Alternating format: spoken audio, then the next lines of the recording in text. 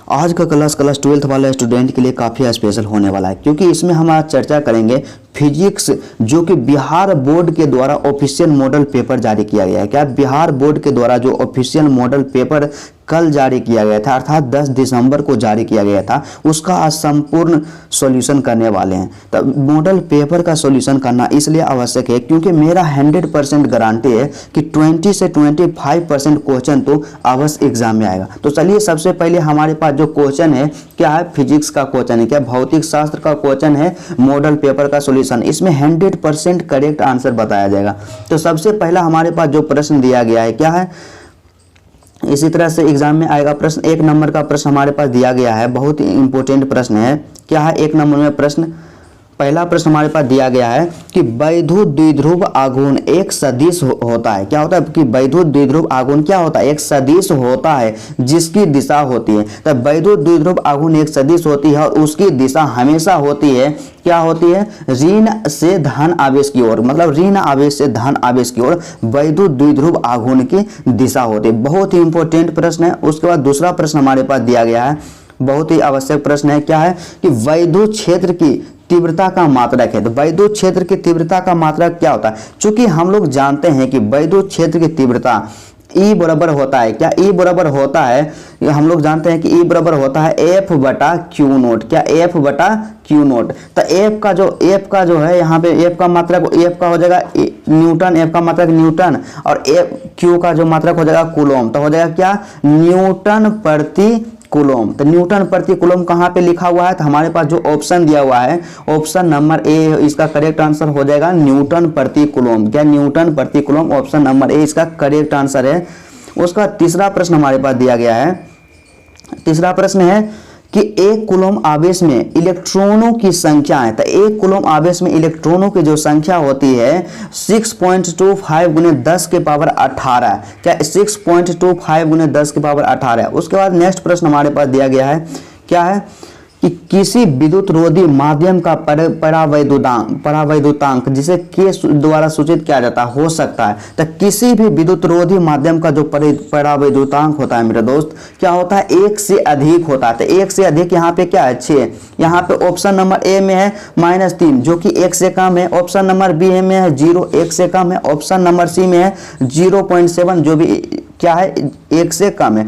जब भी हमेशा याद रखना एक चीज कि किसी विद्युत रोधी माध्यम का जो परावैद्युतांक होगा के का मान होगा हमेशा क्या होगा, 1 से अधिक होगा। उसके बाद अगला प्रश्न हमारे पास है, क्या है कि एक वैद्युत क्षेत्र विक्षेपित कर सकता है। तो एक वैद्युत क्षेत्र जो है क्या विक्षेपित कर सकता है, अल्फा कण को विक्षेपित कर सकता है। किसको विक्षेपित कर सकता है, अल्फा कण को। ऑप्शन नंबर इसका सी करेक्ट आंसर है। उसके बाद अगला प्रश्न है 6 नंबर में, क्या है 6 नंबर का प्रश्न कि एक बिंदु आवेश, क्या एक बिंदु आवेश जो है Q को E परिणाम वाले वैद्युत क्षेत्र में रखा गया। मतलब एक बिंदु आवेश Q है जिसको E परिणाम वाले वैद्युत क्षेत्र में रखा गया है। तो आवेश द्वारा महसूस किए जाने वाला बल होगा, तो आवेश द्वारा महसूस किए जाने वाला बल होगा। चूंकि हम लोग एक फार्मूला यहाँ पे जानते हैं कि वैद्युत क्षेत्र बराबर होता है, मतलब E बराबर हम लोग जानते हैं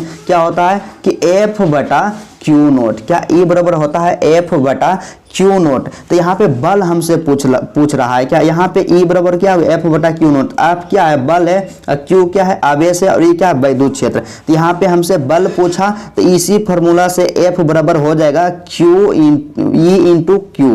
ये क्या हो जाएगा, F equal to E into q हो जाएगा। ऑप्शन नंबर ए इसका करेक्ट आंसर हो जाएगा, क्या, ऑप्शन नंबर ए QE।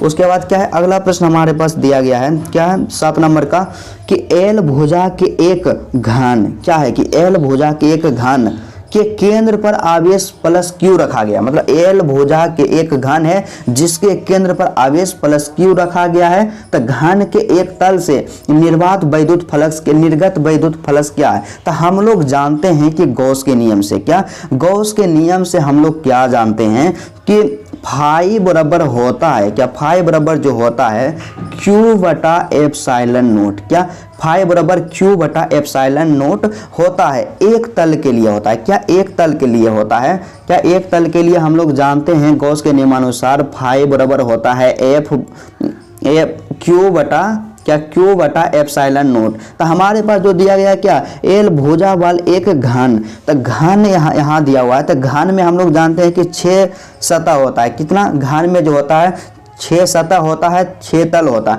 तो जितना सतह होता है, जितना तल होता है, उससे उसको भाग कर देंगे।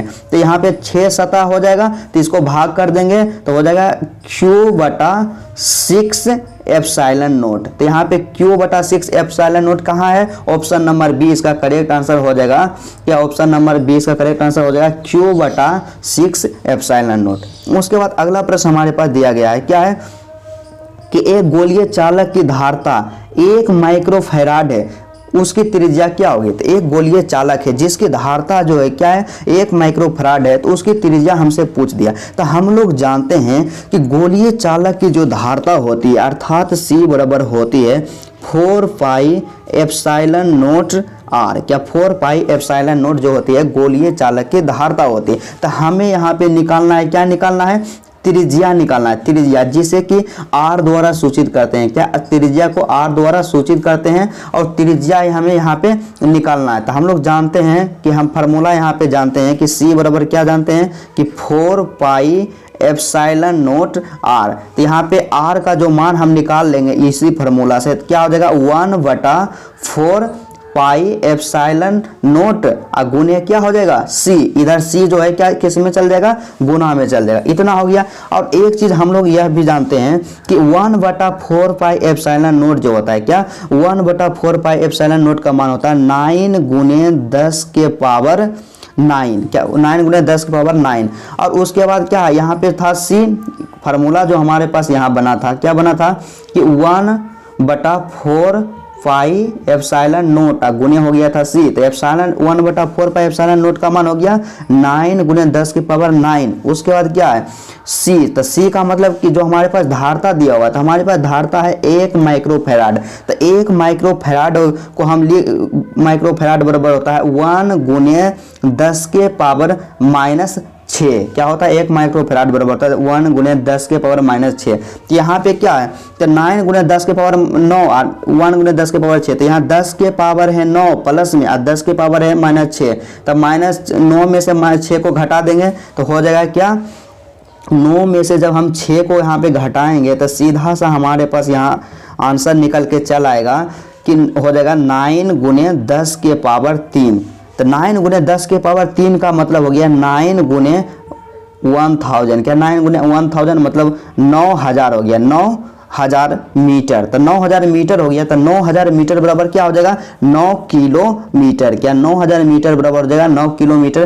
तो 9 किलोमीटर जो आंसर हमारे पास दिया हुआ है क्या है ऑप्शन नंबर C। क्या ऑप्शन नंबर C हो जाएगा 9 किलोमीटर। उसके बाद अगला प्रश्न है, काफी इंपॉर्टेंट प्रश्न है, क्या है कि किसी संधारित्र की धारता निर्भर नहीं करती है। तो मतलब किसी संधारित्र की जो धारता होती है किस पर निर्भर नहीं करती। तो सबसे पहले हम लोग एक जानते हैं कि समांतर पट्टिका संधारित्र के लिए जो फार्मूला होता है, क्या होता है फार्मूला, क्या होता है कि C बराबर होता है एप्सिलॉन नोट A।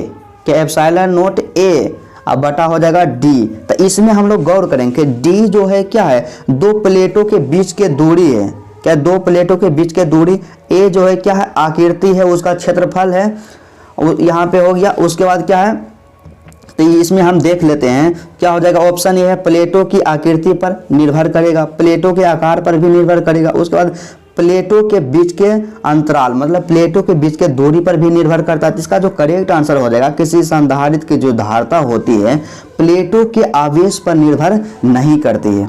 उसके बाद अगला प्रश्न हमारे पास दिया गया है, क्या है नेक्स्ट प्रश्न है कि समान धारता वाले 3 संधारित्र, क्या है कि समान धारता वाले 3 संधारित्र पहले समांतर क्रम में तथा बाद में श्रेणी क्रम में जोड़ा जाता है। तो दोनों दशाओं में तुल्य धारता का अनुपात, मतलब सिंपल सा छोटा सा प्रश्न हमारे पास दिया गया है कि 3 संधारित्र दिया हुआ है जो कि समान धारता वाला है, उसको सबसे पहले समांतर क्रम में जोड़ते हैं, उसके बाद श्रेणी क्रम में जोड़ते हैं और दोनों का अनुपात पूछा। तो सबसे पहले जो समांतर क्रम में हम जोड़ेंगे तो समांतर क्रम में जोड़ेंगे तो उसका धारता हो जाएगा 3C हो जाएगा। क्या 3C। उसके बाद जब हम श्रेणी क्रम में जोड़ेंगे तो C/3 आ जाएगा। क्या C/3, यही दोनों का अनुपात निकालना है। तो यहाँ पे हो जाएगा दोनों का अनुपात तो 3C अब बटा में हो जाएगा क्या, C/3। तो यहाँ 3 से 3 क्या, यहाँ C से C हो गया कैंसिल, ये जो 3 है ऊपर चल जाएगा, मतलब 9:1 आ जाएगा। क्या 9:1। तो 9 कहाँ पे है, ऑप्शन नंबर ए इसका करेक्ट आंसर हो जाएगा 9:1। क्या 9 अनुपात मतलब 9:1। उसके बाद अगला प्रश्न हमारे पास 11 नंबर में है, क्या है कि वोल्ट प्रति मीटर मात्रक होता है। तो वोल्ट प्रति मीटर जो मात्रक होता है किसका होता है, विद्युत क्षेत्र का मात्रक होता है वोल्ट प्रति मीटर। उसके बाद नेक्स्ट प्रश्न हमारे पास दिया गया है, क्या है अगला प्रश्न कि विशिष्ट प्रतिरोध का मात्रक होता है। तो विशिष्ट प्रतिरोध का जो मात्रक क्या होता है, ओम मीटर होता है। क्या विशिष्ट प्रतिरोध का मात्रक होता है, ओम मीटर होता है।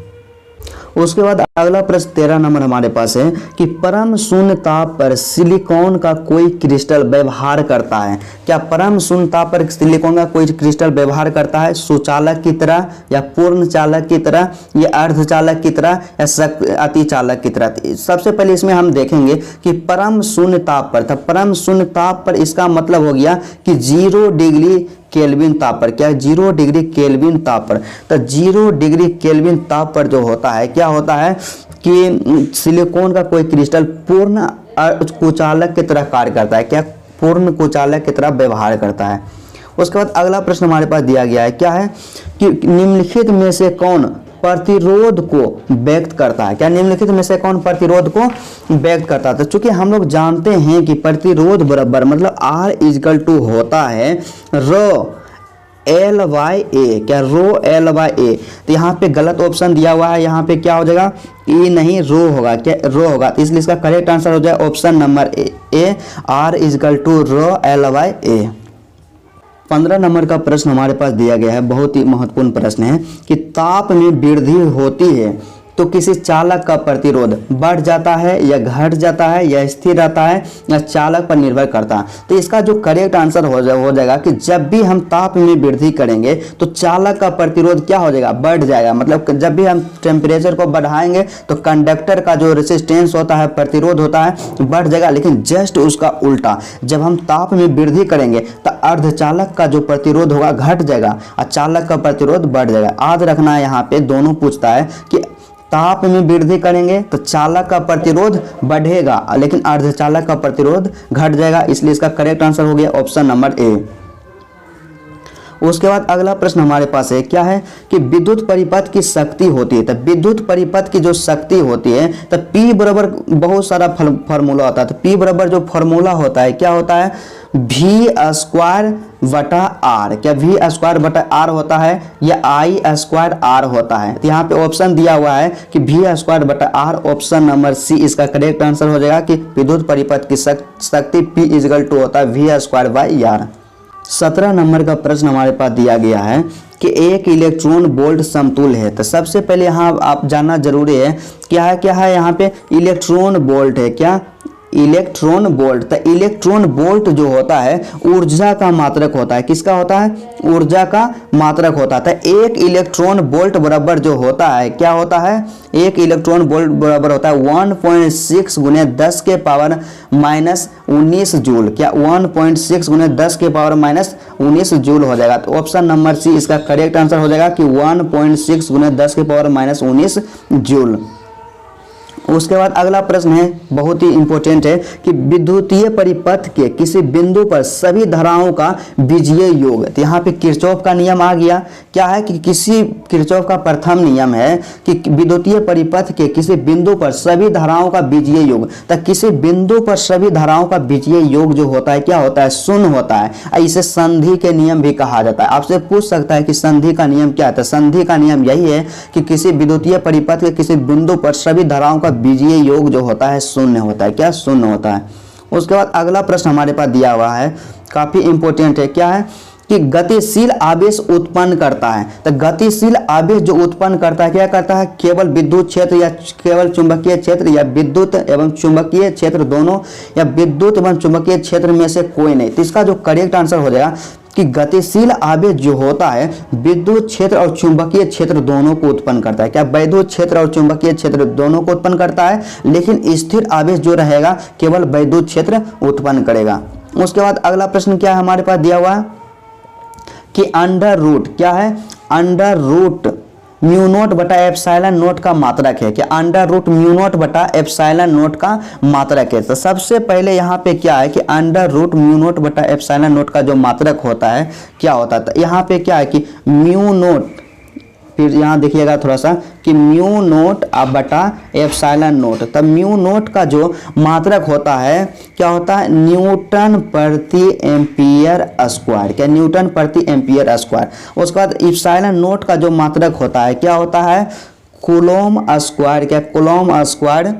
उसके बाद न्यूटन एम्पियर स्क्वायर, क्या coulomb square Newton ampere square. तो यहाँ से क्या होगा, एम्पियर स्क्वायर कैंसिल हो जाएगा, कि एम्पियर स्क्वायर कैंसिल हो जाएगा। तो यहाँ से बच जाएगा हमारे पास, जो बचेगा क्या बचेगा, अंडर रूट में बचेगा, क्या अंडर रूट में बच जाएगा न्यूटन के स्क्वायर अब बटा में कूलोम के स्क्वायर। तो दोनों स्क्वायर में है तो एक बाहर निकल जाएगा, मतलब न्यूटन प्रति कूलोम, क्या न्यूटन प्रति कूलोम। तो न्यूटन प्रति कूलोम कहाँ है, न्यूटन प्रति कूलोम जो है ऑप्शन नंबर ए इसका करेक्ट आंसर हो जाएगा, कि न्यूटन प्रति कूलोम।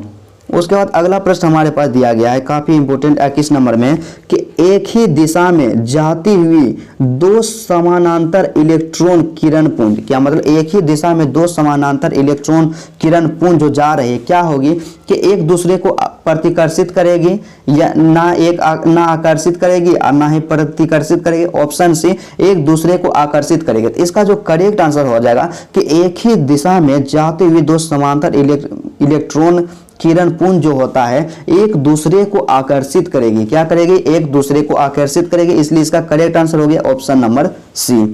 उसके बाद नेक्स्ट प्रश्न हमारे पास है, क्या है अगला प्रश्न, कि निम्नलिखित में कौन सा कथन सत्य है। तो निम्नलिखित में कौन सा कथन सत्य है, सबसे पहले देखिए ऑप्शन को गौर कीजिए। तो ऑप्शन जो हमारे पास दिया गया है क्या है, ऑप्शन सभी ऑप्शन में देखिए कि टाउ बराबर है, क्या इसमें भी टाउ वेक्टर, इसमें भी टाउ वेक्टर और इसमें भी टाउ भी दिया हुआ, इसमें भी टाउ है। तो टाउ वेक्टर जो दिया हुआ है हमारे पास, तो टाउ वेक्टर का मतलब हो गया चुंबकीय बल आघूर्ण। तो चुंबकीय बल आघूर्ण बराबर जो होता है टाउ वेक्टर बराबर होता है, क्या होता है, M vector cross B vector, क्या M vector cross B vector. इसको जब वेक्टर हटेगा तो क्या हो जाएगा, एम बी साइन थीटा, क्या एम बी साइन थीटा। तो यहाँ पे ऑप्शन जो है वेक्टर के रूप में दिया हुआ है, तो हो जाएगा tau vector equal to m vector cross B vector. तो इसका जो करेक्ट आंसर हो जाएगा ऑप्शन नंबर ए, क्या ऑप्शन नंबर ए इसका करेक्ट आंसर हो जाएगा, क्या हो जाएगा, क्रॉस। यहाँ पे ऑप्शन नंबर बी इसका करेक्ट आंसर होगा। ऑप्शन को ध्यान से देखना है, यहाँ पे ऑप्शन नंबर ए में है डॉट है, लेकिन डॉट वाला नहीं होगा, क्रॉस वाला होगा, क्या क्रॉस वाला हो जाएगा। ऑप्शन नंबर बी इसका correct answer, tau vector equal to m vector cross B vector. उसके बाद अगला प्रश्न है 23 नंबर, काफी इंपोर्टेंट प्रश्न है, क्या है कि पृथ्वी के चुंबकीय क्षेत्र का ऊर्ध्वाधर घटक शून्य होता है, क्या पृथ्वी के चुंबकीय क्षेत्र का जो ऊर्ध्वाधर घटक शून्य होता है, कब होता है, कब कहाँ पर होता है और कब होता है। तो चुंबकीय निरस पर जो होता है पृथ्वी के चुंबकीय क्षेत्र का ऊर्ध्वाधर घटक शून्य होता है, चुंबकीय निरस पर। उसके बाद अगला प्रश्न है, क्या है कि विद्युत चुंबक बनाने के सबसे उचित धातु है, मतलब विद्युत चुंबक हमको बनाना है उसके लिए सबसे उचित जो धातु है क्या है, नरम लोहा है, क्या नरम लोहा। उसके बाद अगला प्रश्न हमारे पास दिया गया है, क्या है कि अनुचुंबकीय पदार्थों की चुंबकशीलता का मान होता है। तो अनुचुंबकीय पदार्थों की चुंबकशीलता का जो मान होता है कितना होता है, तो वो हमेशा क्या होगा, एक से अधिक होगा, क्या एक से अधिक, मतलब म्यू ग्रेटर देन 1, क्या म्यू ग्रेटर देन 1, ऑलवेज जो होगा म्यू ग्रेटर देन 1, मतलब अनुचुंबकीय पदार्थों की जो चुंबकशीलता होगी एक से अधिक होगी। 26 नंबर का प्रश्न हमारे पास दिया गया है, बहुत ही इंपॉर्टेंट प्रश्न है कि उदासीन बिंदुओं पर जहां यहां दर्शाया गया है कि B इक्वल टू चुंबक के चुंबकीय क्षेत्र की तीव्रता, मतलब हमेशा याद रखना है कि उदासीन बिंदु पर मैग्नेटिक फील्ड का जो मान होता है क्या होता है, 0 के बराबर होता है, क्या 0 के बराबर होता है।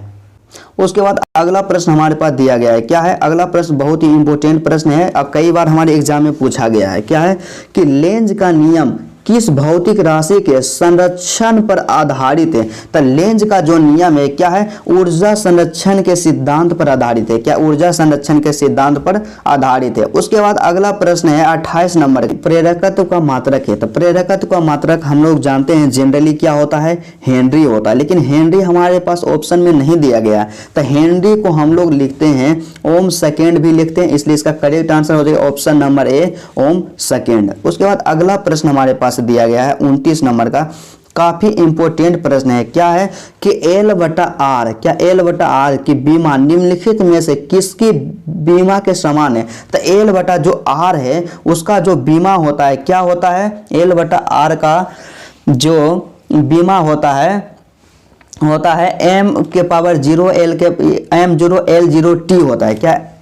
L बटा आर का जो बीमा होता है m0 L0 t होता है। और उसके बाद क्या होता है कि LC का भी बीमा होता है। क्या? m0 L0 t होता है, इसलिए इसका करेक्ट आंसर हो जाए option number c, under root LC।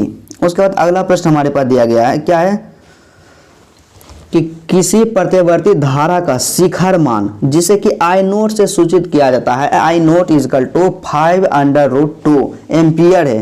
तो धारा का वर्ग माध्य मूल मान मतलब IRMS होगा। तो हम लोग जानते हैं कि धारा के वर्ग माध्य मूल मान अर्थात IRMS इजकल टू होता है I naught y under root 2। क्या?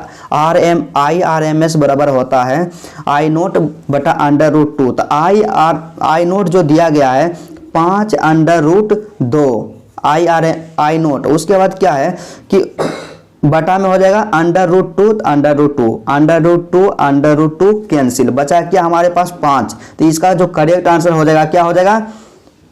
ऑप्शन नंबर ए, 5 एम्पियर। उसके बाद नेक्स्ट प्रश्न हमारे पास दिया गया है, क्या है कि एक प्रत्यवर्ती धारा परिपथ में, क्या एक प्रत्यवर्ती धारा परिपथ में 8 ओम का प्रतिरोध तथा 6 ओम का प्रेरकत्व श्रेणी क्रम में लगे हैं तो परिपथ की प्रतिबाधा होगी। तो हम लोग जानते हैं कि परिपथ की जो LR परिपथ होता है, परिपथ के जो प्रतिबाधा होता है क्या होता है? प्रतिबाधा को हम लोग क्या कहते हैं? Z से सूचित करते हैं। क्या? Z से सूचित करते हैं। और प्रतिबाधा Z बराबर होता है अंडर रूट क्या होता है? R के स्क्वायर प्लस ओमेगा L के होल स्क्वायर। क्या? R के स्क्वायर प्लस ओमेगा L के होल स्क्वायर। तो R के स्क्वायर मतलब यहाँ पे हो जाएगा 8 के स्क्वायर प्लस 6 के स्क्वायर। तो 8 का जो स्क्वायर करेंगे तो हो जाएगा 64।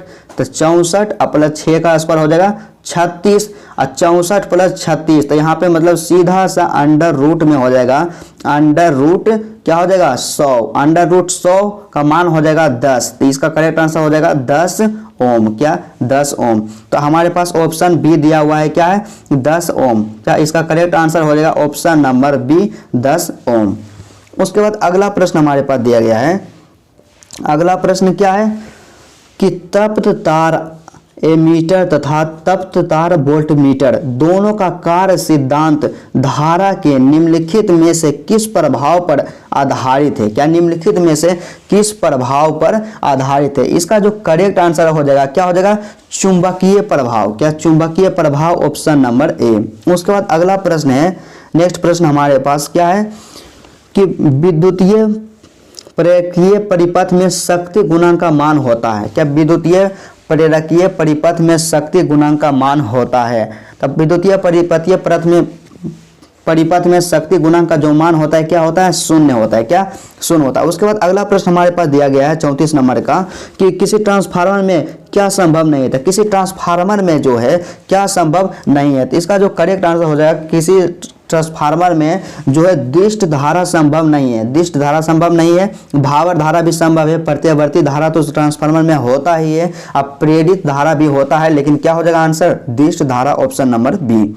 उसके बाद अगला प्रश्न है 35 नंबर, क्या है कि LR परिपथ की प्रतिबाधा होती है। बस जस्ट अभी आपको बताएं कि LR परिपथ की प्रतिबाधा जिसे Z बराबर क्या लिखते हैं? अंडर रूट R के square plus omega L, omega के स्क्वायर L के स्क्वायर।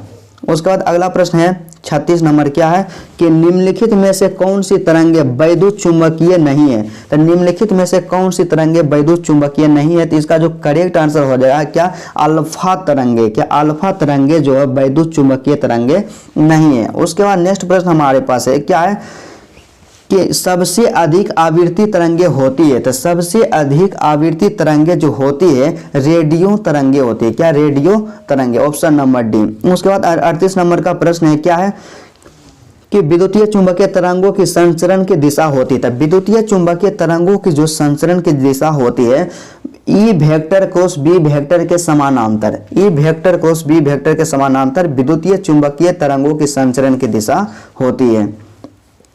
उसके बाद अगला प्रश्न हमारे पास दिया गया है क्या है कि 1/2 एप्सिलॉन नॉट ई के स्क्वायर, जहां एप्सिलॉन नॉट निर्वात की विद्युतशीलता तथा ई जो है वैद्युत क्षेत्र की बीमा है। क्या, ई जो है वैद्युत क्षेत्र की बीमा है। तो इसका जो यहाँ पे करेक्ट आंसर हो जाएगा क्या हो जाएगा, यहाँ पे सबसे पहले मेन चीज समझिए कि 1/2 एप्सिलॉन नॉट ई स्क्वायर, इसको क्या बोलेंगे, ऊर्जा घनत्व। क्या बोलेंगे, ऊर्जा घनत्व। ऊर्जा घनत्व, और ऊर्जा घनत्व बराबर होता है U बटा V। क्या, U बटा V, जहां U जो है क्या है, ऊर्जा है, और V क्या है, आयतन। तो U बटा V। तो ऊर्जा का जो बीमा होता है क्या होता है, ऊर्जा का जो बीमा होता है ml स्क्वायर T के पावर -2। आयतन का जो बीमा होता है क्या होता है, आयतन का जो बीमा होता है L के पावर 3। तो L के पावर 3, L के पावर 2, तो L के पावर 2 यहाँ कैंसिल हो जाएगा, एक L के पावर बच जाएगा। तो यहाँ पे हो जाएगा m L इनवर्स T के पावर -2। तो m L इनवर्स कहाँ पे लिखा हुआ है, तो m L इनवर्स T के पावर -2, ऑप्शन नंबर सी इसका करेक्ट आंसर हो जाएगा। उसके बाद अगला प्रश्न हमारे पास दिया गया है क्या है कि किसी माध्यम से निर्वात में संपूर्ण आंतरिक परावर्तन के लिए क्रांतिक कोण 30 डिग्री हो तो उस माध्यम में प्रकाश का वेग होगा। तो यहाँ पे क्या दिया हुआ है कि क्रांतिक कोण का जो मान है 30 डिग्री दिया हुआ है। क्या, क्रांतिक कोण का मान 30 डिग्री दिया हुआ है। 30 डिग्री का मतलब हो गया, तो हम लोग जानते हैं कि साइन, क्या, साइन 30 डिग्री का जो मान होता है क्या होता है, 1/2 होता है। साइन 30 डिग्री का मान 1/2 होता है। तो प्रकाश का जो वेग होता है क्या होता है, 3 × 10 के पावर 8। क्या, 3 × 10 के पावर 8 होता है प्रकाश का वेग। तो इसका जो वेग है उसका कर देंगे आधा। तो 3 × 10 के पावर 8 का 1/2, तो 3 का आधा कितना हो जाएगा, 1.5 हो जाएगा। मतलब 1.5 × 10 के पावर 8। तो 1.5 × 10 के पावर 8 हमारे पास जो ऑप्शन दिया हुआ रहेगा वही करेक्ट है। तो क्या हो जाएगा, ऑप्शन नंबर बी 1.5 × 10 के पावर 8 मीटर प्रति सेकेंड। उसके बाद अगला प्रश्न है, बहुत ही आसान और इम्पोर्टेंट प्रश्न है।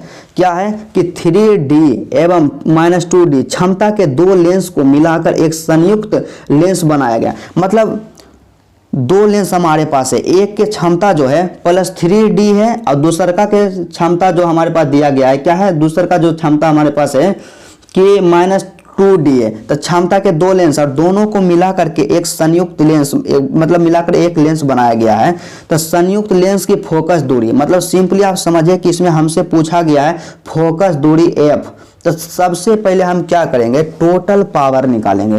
तो टोटल पावर P बराबर हो जाएगा +3 डायोप्टर, अब माइनस कर देंगे 2 डायोप्टर। तो 3 डायोप्टर में से 2 डायोप्टर के घटा देंगे तो बच जाएगा 1 डायोप्टर। मतलब उसका जो क्षमता है 1 डायोप्टर है। उसके बाद हम क्या करते हैं कि एक फार्मूला जानते हैं। क्या, एक फार्मूला जानते हैं कि P बराबर क्या होता है कि 1/f। क्या, 1/f मतलब जो लेंस के क्षमता होता है उसके फोकस दूरी के व्युत्क्रम होता है। मतलब P बराबर था 1/f। तो यहाँ से इसी फार्मूला से हम नहीं निकाल लेंगे, F बराबर हो जाएगा, हमको F निकालना है तो F बराबर हो जाएगा क्या, 1/P।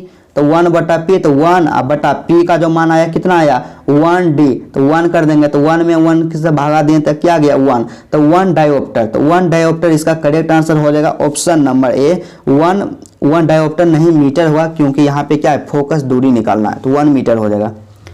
उसके बाद अगला प्रश्न हमारे पास दिया गया है, काफी इंपॉर्टेंट है कि खगोलीय दूरदर्शी में अंतिम प्रतिबिंब होता है। तो खगोलीय दूरदर्शी में जो अंतिम प्रतिबिंब होता है क्या होता है, काल्पनिक एवं उल्टा होता है। क्या, काल्पनिक एवं उल्टा होता है। उसके बाद नेक्स्ट प्रश्न हमारे पास दिया गया है, क्या है अगला प्रश्न कि समान आयाम एवं समान तरंग दैर्घ्य की दो तरंगे, प्रकाश तरंगे अध्यारोपित की जाती है, तो परिणामी तरंग का आयाम अधिकतम होगा जब उनके बीच कालांतर है, जब उनके बीच कालांतर है। तो इसका जो करेक्ट आंसर हो जाएगा प्रश्न संख्या 43 का क्या हो जाएगा, शून्य। उसके बीच कालांतर होगा शून्य।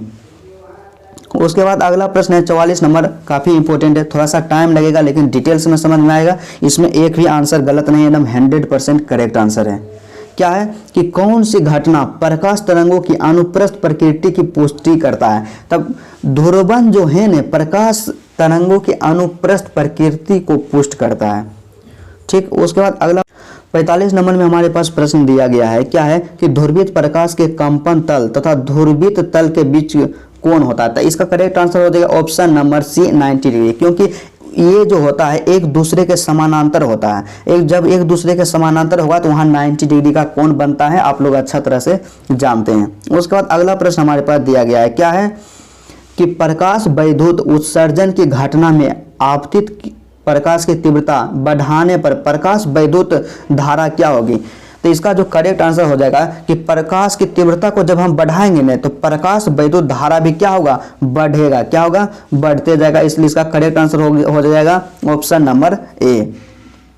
उसके बाद अगला प्रश्न हमारे पास दिया गया है, काफी इंपॉर्टेंट, क्या है कि निम्नलिखित में से किसका निरोध विभव सबसे कम है। तो निम्नलिखित में से किसका निरोध विभव सबसे कम है। तो इसका जो करेक्ट आंसर हो जाएगा कि निरोध विभव जो सबसे कम होता है किसका होता है, लाल रंग का होता है। किसका होता है, लाल रंग का होता है, तो लाल प्रकाश का होता है। तो यहाँ पे करेक्ट आंसर हो जाएगा ऑप्शन नंबर बी, लाल प्रकाश। उसके बाद अगला प्रश्न हमारे पास दिया गया 48 नंबर का, बहुत ही इंपॉर्टेंट प्रश्न है और काफी आसान प्रश्न भी है। क्या है कि द्रव तरंगे का तरंग दैर्ध्य, यहाँ पे आ गया डी ब्रोगली का सिद्धांत। क्या, डी ब्रोगली का सिद्धांत। डी ब्रोगली का सिद्धांत डेल्टा बराबर होता है h/p। क्या, h/p ऑप्शन नंबर यहाँ पे करेक्ट हो गया ए। क्या, ऑप्शन नंबर ए यहाँ पे करेक्ट हो गया कि डी ब्रोगली के अनुसार जो होता है द्रव तरंगों का तरंग दैर्ध्य होता है डेल्टा इक्वल टू होता है h/p होता है। उसके बाद अगला प्रश्न हमारे पास दिया गया है, क्या है बहुत ही इंपॉर्टेंट है कि हाइड्रोजन परमाणु के भूतल ऊर्जा स्तर में इलेक्ट्रॉन का कोणीय वेग होता है। तो इलेक्ट्रॉन का जो कोणीय वेग होता है क्या होता है, h/2π। क्या, h/2π। उसके बाद अगला प्रश्न है 50 नंबर का, क्या है कि हाइड्रोजन स्पेक्ट्रम की लाइमन श्रेणी पड़ती है। तो हाइड्रोजन स्पेक्ट्रम की जो लाइमन श्रेणी पड़ती है किस पर पड़ती है, बैगनी पराबैंगनी क्षेत्र पर। क्या, पराबैंगनी क्षेत्र पर। उसके बाद अगला प्रश्न हमारे पास दिया गया है, क्या है कि अल्फा कण, क्या अल्फा कण का आवेश प्रोटॉन के आवेश का कितना गुना होता है। तो अल्फा कण का जो आवेश होता है हमेशा याद रखिएगा कि प्रोटॉन के आवेश का दोगुना होता है। क्या होता है, प्रोटॉन के आवेश का दोगुना होता है अल्फा कण का आवेश। उसके बाद अगला प्रश्न है, क्या है कि एक AMU के तुल ऊर्जा है। तो एक AMU का जो तुल ऊर्जा होता है क्या होता है, option number D 931 mega electron volt. क्या, 931 मेगा इलेक्ट्रॉन वोल्ट। उसके बाद अगला प्रश्न हमारे पास दिया गया है, क्या है सूर्य के विकिरण ऊर्जा का स्रोत है। तो सूर्य के विकिरण के ऊर्जा का जो स्रोत क्या है, नाभिकीय संलयन है। क्या, नाभिकीय संलयन। उसके बाद 54 नंबर का प्रश्न है, बहुत ही आसान प्रश्न पूछा गया है कि पी टाइप अर्धचालक वैद्युत रूप से होता है। तो पी टाइप का अर्धचालक रहे या एन टाइप का अर्धचालक रहे वो वैद्युत रूप से सभी क्या होता है, उदासीन होता है। क्या, उदासीन होता है। वैद्युत रूप से क्या हो जाएगा, उदासीन। ऑप्शन नंबर 20 का करेक्ट आंसर है कि पी टाइप का अर्धचालक वैद्युत रूप से हमेशा क्या होगा, ऑलवेज जो होगा क्या होगा, न्यूट्रल होगा, उदासीन होगा। उसके बाद अगला प्रश्न हमारे पास दिया गया है, क्या है नेक्स्ट प्रश्न हमारे पास है कि जर्मेनियम डायोड का प्राचीर विभव लगभग है। तो जर्मेनियम डायोड का प्राचीर विभव लगभग होता है, कितना होता है, 0.3 वोल्ट। क्या, 0.3 वोल्ट। ऑप्शन नंबर बी इसका करेक्ट आंसर है। उसके बाद अगला प्रश्न हमारे पास दिया गया है, क्या है कि आयाम मॉड्यूलेशन सूचकांक का मान होता है। तो आयाम मॉड्यूलेशन सूचकांक का जो मान होता है 0 और 1 के बीच, क्या 1 और 0 के बीच। यहाँ पे आंसर ऑप्शन नंबर सी इसका करेक्ट आंसर हो जाएगा। उसके बाद नेक्स्ट प्रश्न हमारे पास दिया गया है।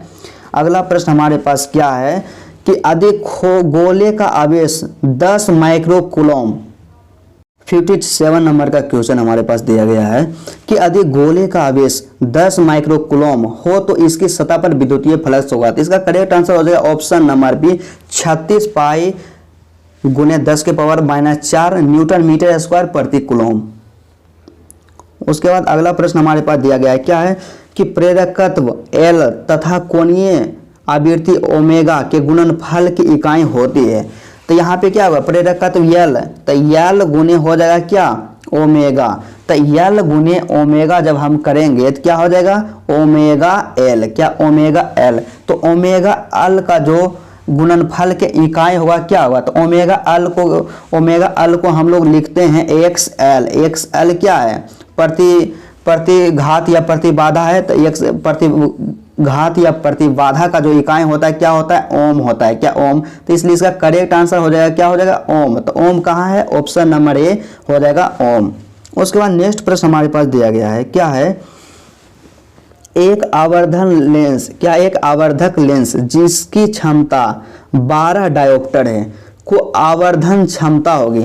तो एक आवर्धन लेंस है जिसकी क्षमता क्या है 12 डायोप्टर है, तो उसका जो होगा क्या होगा आवर्धन क्षमता कितना हो जाएगा 4 हो जाएगा। काफी आसान प्रश्न है, कई बार इसका सॉल्यूशन भी करवाए हैं। उसके बाद अगला प्रश्न है हमारे पास, काफी इंपॉर्टेंट है, क्या है कि बूस्टर का नियम है। तो म्यू बराबर 10 IP कहाँ है, ऑप्शन नंबर है बूस्टर का यही नियम है कि mu is equal to 10 IP। उसके बाद अगला प्रश्न है 61 नंबर का, क्या है कि अधिक किसी विभव मापी के तार की लंबाई को बढ़ा दिया जाए। मतलब अधिक कोई एक विभव मापी है उसके तार की लंबाई को हम क्या करते हैं बढ़ा देते हैं, क्या करते हैं तार की लंबाई को बढ़ा देते हैं तो संतुलन बिंदु प्राप्त होगा। तो तार की लंबाई को जब हम क्या करेंगे बढ़ा देंगे तो क्या होगा, तो संतुलन बिंदु जो होगा अधिक लंबाई पर प्राप्त होगा, क्या होगा अधिक लंबाई पर प्राप्त होगा। मतलब संतुलन बिंदु भी क्या होगा बढ़ जाएगा यदि हम विभव मापी के तार की लंबाई को बढ़ाते हैं। उसके बाद 62 नंबर का प्रश्न हमारे पास दिया गया है, क्या है कि नैंड द्वारक का बुलियन व्यंजक है। तो नैंड द्वारक का जो बुलियन व्यंजक होता है A.B के ऊपर वार इजगल टू वाई, मतलब y इजगल टू A.B के ऊपर वार। ऑप्शन नंबर सी इसका करेक्ट आंसर हो जाएगा A.B के ऊपर वार इजगल टू y। उसके बाद नेक्स्ट प्रश्न हमारे पास दिया हुआ है, क्या है कि एक समतल तरंगाग्र निम्न में से किसका भाग है। तो एक समतल तरंगाग्र जो होता है गोलीय तरंगाग्र का भाग होता है। काफी इंपॉर्टेंट प्रश्न है।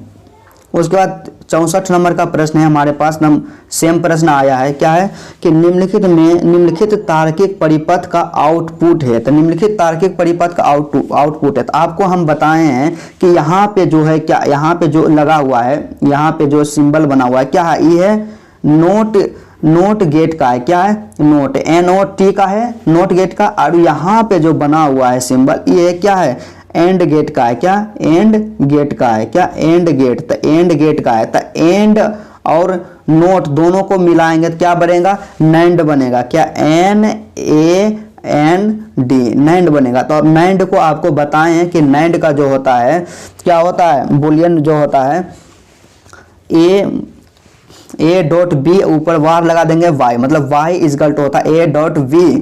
क्या इसका जो हो जाएगा नैंड का जो हम लोग जानते हैं क्या होता है कि A.B के ऊपर वार लगा के y, लेकिन ऐसा तो ऑप्शन में नहीं दिया गया हमारे पास। तो इसका करेक्ट, इसको हम क्या लिख सकते हैं, इसको ऐसे भी लिख सकते हैं कि y इजकल टू हो जाएगा कि A के ऊपर वार और डॉट V के ऊपर वार। इस तरह से भी प्लस यहाँ कर देंगे, प्लस का चेंज कर देंगे, इसलिए इसका करेक्ट आंसर हो जाएगा ऑप्शन नंबर बी। क्या option number B y equal to A के ऊपर वार प्लस V के ऊपर वार। 65 नंबर का प्रश्न हमारे पास दिया गया है कि अगर प्रकाश का वेग हवा में 3 × 10⁸ मीटर प्रति सेकेंड तथा जल में 2 × 10⁸ मीटर पर सेकेंड है तो उसका क्रांतिक कोण क्या होना चाहिए। तो इसका जो करेक्ट आंसर हो जाएगा क्या हो जाएगा, साइन इनवर्स के साइन इनवर्स 2/3। कहाँ पे है साइन इनवर्स 2/3, तो sine inverse 2/3 option number D इसका करेक्ट आंसर हो जाएगा, साइन इनवर्स 2/3। उसके बाद अगला प्रश्न है 66 नंबर का प्रश्न, काफी इंपॉर्टेंट है। क्या है कि अबिंदुकता दूर करने के लिए कौन सा लेंस इस्तेमाल किया जाता था। अबिंदुकता को यदि दूर करना है तो बेलनाकार लेंस का उपयोग करते हैं। उसके बाद 67 नंबर का प्रश्न काफी इंपॉर्टेंट है। क्या है कि कांच के लिए किस रंग का अपवर्तनांक अधिक होता है। तो कांच के लिए जो होता है बैंगनी रंग का अपवर्तनांक सबसे अधिक होता है। उसके बाद नेक्स्ट प्रश्न है 68 नंबर का कि व्यतिकरण फ्रिंजों की चौड़ाई होती है। तो व्यतिकरण फ्रिंजों की चौड़ाई जो होती है, तो हम लोग जानते हैं कि व्यतिकरण फ्रिंजों की जो चौड़ाई का जो फॉर्मूला होता है क्या होता है, बीटा इक्वल टू होता है डी डेल्टा बाई डी। तो यहाँ पे क्या होगा, यही क्या है तरंग दैर्ध्य है, डेल्टा यहाँ पे तरंग दैर्ध्य, तो यहाँ बीटा जो होता है मतलब उसका जो व्यतिकरण फ्रिंजों की जो चौड़ाई होता है मतलब डायरेक्टली प्रोपोर्शनल होगा, क्या होगा तरंग दैर्ध्य के, मतलब तरंग दैर्ध्य के समानुपाती होगा। ऑप्शन नंबर ए इसका करेक्ट आंसर है, तरंग दैर्ध्य के समानुपाती होता है। उसके बाद 69 नंबर का प्रश्न हमारे पास दिया गया है, काफी इंपॉर्टेंट है। क्या है कि यदि विद्युतीय क्षेत्र तथा अनुगमन वेग क्रमशः ई तथा वीडी हो तो संचालकता होगा। तो इसका जो करेक्ट आंसर हो जाएगा क्या होगा, वीडी बटा ई, ऑप्शन नंबर बी। उसके बाद 70 नंबर का और लास्ट प्रश्न है। क्या है कि किसी LCR परिपथ में ऊर्जा का क्षय होता है। तो किसी LCR परिपथ में ऊर्जा का जो क्षय होता है क्या होता है, प्रतिरोधक में होता है। क्या होता है, प्रतिरोधक में होता है। तो चलिए आज का क्लास यहीं तक रहता है।